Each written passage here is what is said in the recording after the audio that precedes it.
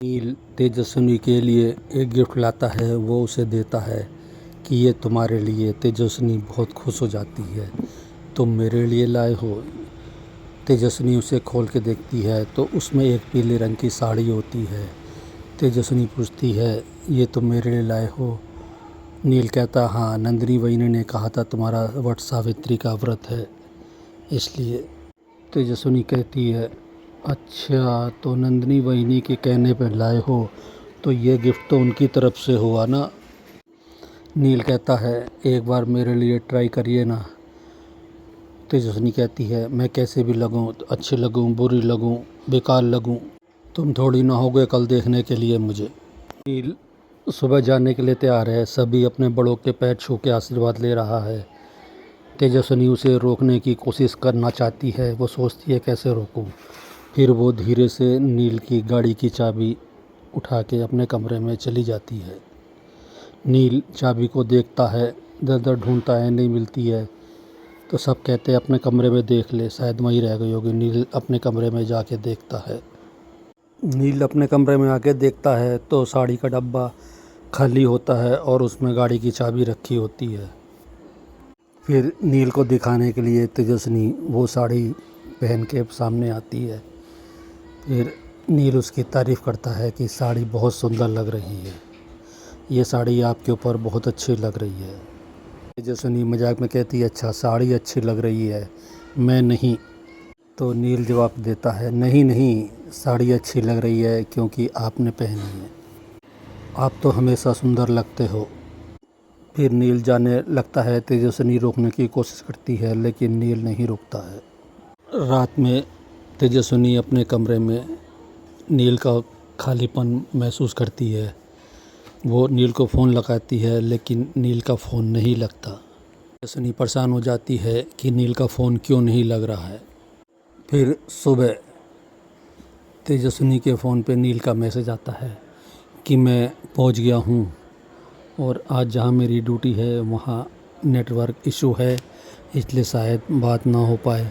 और पहले सावित्री व्रत की शुभकामनाएं। तेजस्विनी नहा धो के नील की दी हुई गिफ्ट वाली साड़ी पहनती है और पूरा श्रृंगार करती है और जेवर पहनती है और नील के नाम का व्रत रखती है। तेजस्विनी नील की फ़ोटो के सामने, नील, आज मैं तुम्हारे लिए व्रत रख रही हूँ, वो भी पूरे दिल से।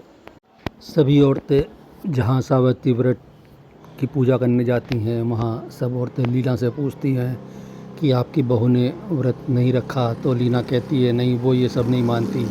तभी तेजस्विनी आके कहती, आई, मैं सब ये पूरे मन से मानती हूँ, इसलिए मैंने आपके बेटे के लिए व्रत रखा है। वहाँ खड़ी महिलाओं में से एक कहती है, तेजस्विनी किसी सावित्री से कम थोड़ी ना है, अपने पति को कितनी बड़ी विपदा से बचा के लेकर आई। मैंने सब देखा न्यूज़ में। ऐसी बहू और ऐसी बीबी किस्मत वालों को मिलती है।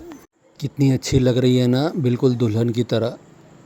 नंदिनी कहती है, ऐसा लग रहा है कि सच में पूरे मन से तैयार हुई हो नील के लिए।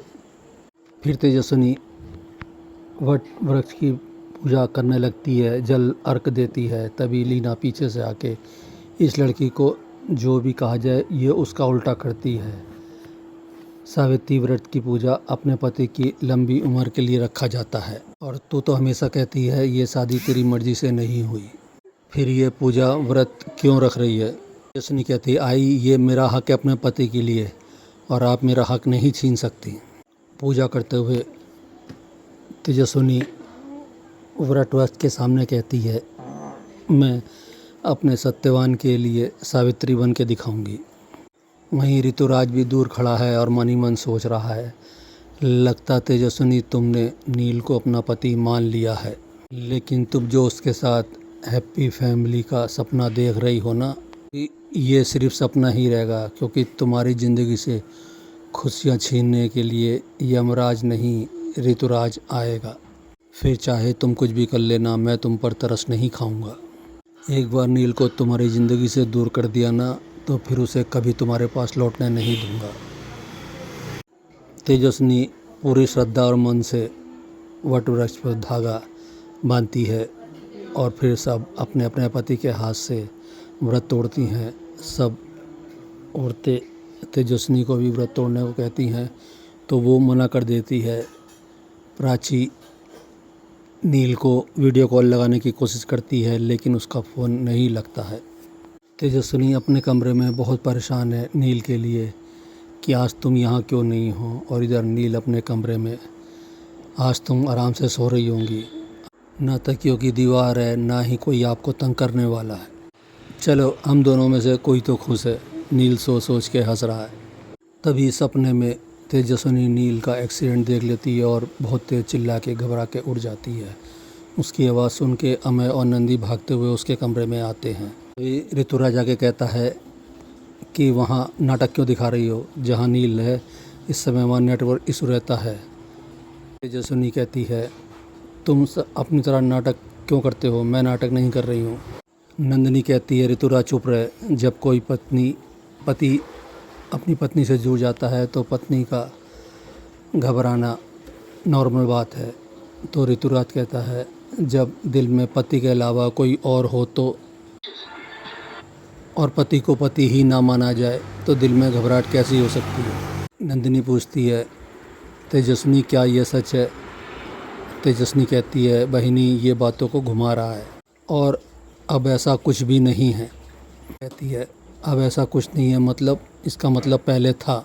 मैं तेजस्विनी को समझाने की कोशिश करता है तो नंदिनी कहती है मैं रहने दो, अब इस बारे में सुबह बात करेंगे, अभी तो आधी रात को सब घर वाले उठें और सबकी नींद खराब हो, ये ठीक नहीं है। फिर अमय और नंदिनी तेजस्विनी को रोता हुआ छोड़ के चले जाते हैं।